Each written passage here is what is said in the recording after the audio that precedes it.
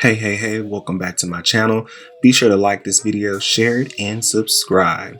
Let's go ahead and dive into cooking with Yari.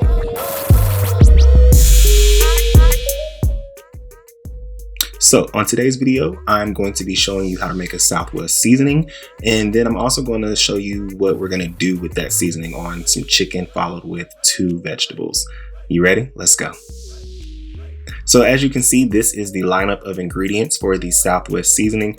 It's not very complicated at all. So basically I have a nice mixing bowl here and all my ingredients lined up on the side. We're gonna go ahead and first start off with our garlic powder. This is 1 tablespoon. And then we're gonna hit that with a tablespoon of chili powder. And then we're gonna follow that with a tablespoon of onion powder. And then we're going to hit it with a tablespoon of smoked paprika. Y'all look at that color. It is beautiful. Ugh, I love paprika. Next, we're going to hit it with this cumin. It's going to be 2 teaspoons of cumin. And I feel like cumin is like a deep yellow, orangish color. It's very beautiful to me. I love cumin. And then we're going to go ahead and hit with some black pepper. And of course, when you have pepper, you must have salt. And we're gonna get it a teaspoon of sea salt. Also, the black pepper was a teaspoon as well, 1 teaspoon. And then lastly, chipotle powder, half a teaspoon of this, guys. I don't think I actually got like an actual half of a teaspoon. I couldn't find my half of a teaspoon measuring. So yeah, I just eyeballed it, but still, it's gorgeous. Next, we're gonna go ahead and mix all of this up and we're gonna see this beautiful color. And one thing you will learn about me is cooking is like painting. The plate is the canvas and there has to be color. It has to pop, it all has to stand out, and I love color on my food. So yeah, let's go ahead and mix this up some more. And then we're gonna go ahead and transfer this into a small mason jar-like container. This way I can store this seasoning in the cabinet. So since this is a homemade seasoning, this can sit for about a month. Once the month is up, I will be tossing it out and making another one. All right, so now that we got that in there like that, we're gonna go and put that lid on it and move to the broccoli. So, broccoli. I hate cutting broccoli, but then again, I love it because the way it falls apart is so amazing, aside from the mess. Here I am cutting up some broccoli. This is a crown of broccoli. I just bought 1 because it's just me. That's all I need. You can buy as many as you need, but just understand that as any produce, it goes bad over time and you don't want it to be sitting in the refrigerator. Okay. So, yeah, I actually did a pretty good job, I think. Y'all let me know if there's any tips on how to properly cut broccoli. Let me know.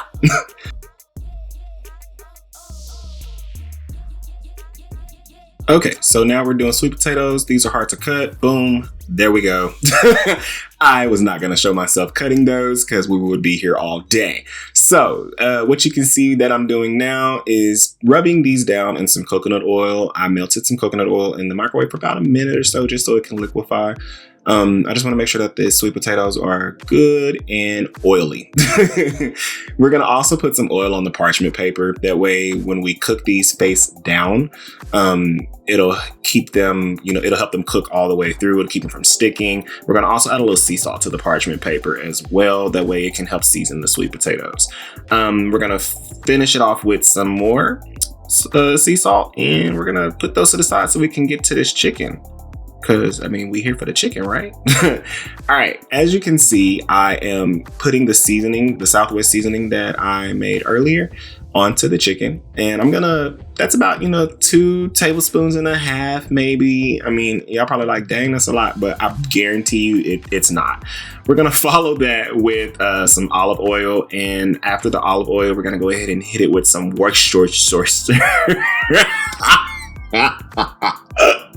some Worcestershire sauce, and we're gonna mix that up really, really good. Make sure that the seasoning and everything is mixed up really well, because this will sit in the refrigerator for about 30 to 45 minutes. That way, when it's cooked it will have already seeped through. The meat will be nice and juicy and tender. It'll be perfect. So yeah, we want to tuck that in really good like a little baby. And we're going to throw that in the refrigerator. Okay. All right, so next I'm going to prepare my pot for my steamed broccoli. So I'm putting in about 1.5 cups of water. So I'm gonna probably put it on about medium low, because I don't want it to be too hot. I just want the water to get warm. So the reason for this is because the closer the chicken gets to being done, I want to be able to throw the broccoli on. That way I can serve a nice hot plate. Now we're gonna wash the broccoli, because I do not like dirty broccoli. I'm sorry, I refuse. So we're just gonna ranch it a little bit, you know, not a little bit, a lot. So that way it can be good and clean, because I love me some broccoli, y'all. I really do.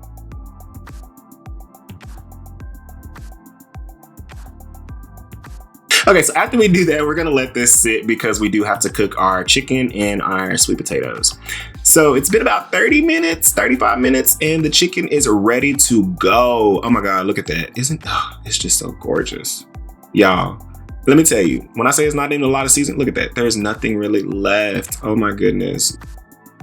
Okay, so because I don't like wasting anything, I'm just gonna scrape this and get the last bit of whatever is in the bowl. That way I could just spread it over the chicken, because this will also help with the coloring, and it will also just give it a nice little kick when you bite into it, because it's just that extra little bit of seasoning. I mean, we love seasoned food, right? I would hope so. I mean, I know I do.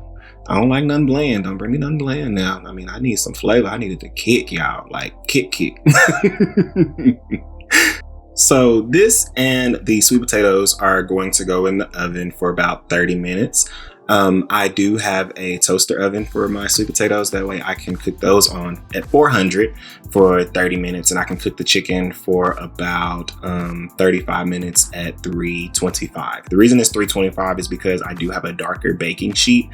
If it was, you know, just a ceramic one or just a regular light gray one, I could cook that at 350. But because these heat up a lot faster, it will go in at 325.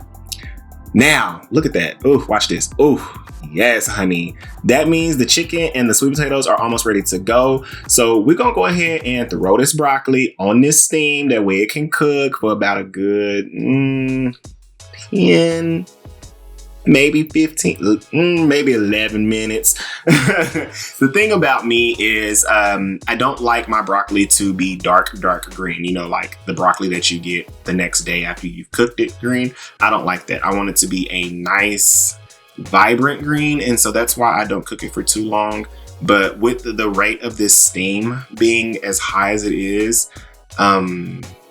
yeah, it's gonna cook and it's gonna be beautiful. Like, y'all, when I say it took maybe about 10 minutes, no, I lied. It took 13 minutes. I'm looking at the other film. It took about 13 minutes for it to cook and it was ready to go. Yeah, my OCD kicked in. I can't have stuff down. Like, if it has a stem, it needs to be standing up or sitting up. So forgive me for this being one of the longest scenes of this video, but you understand. I would hope you understand.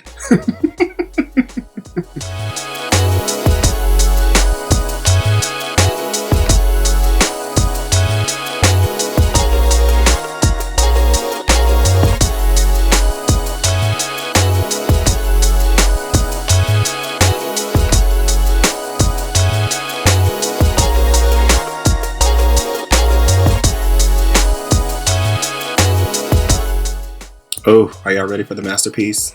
I am. Let's do it. Yes! Look at that. Oh my God. Oof, that chicken, y'all. Thank y'all so much for watching my video. If you have any recipes that you want me to try out, drop them down in the comments below. Also, please let me know, how was this video? Don't forget, like, share, and subscribe, and I will catch y'all next time.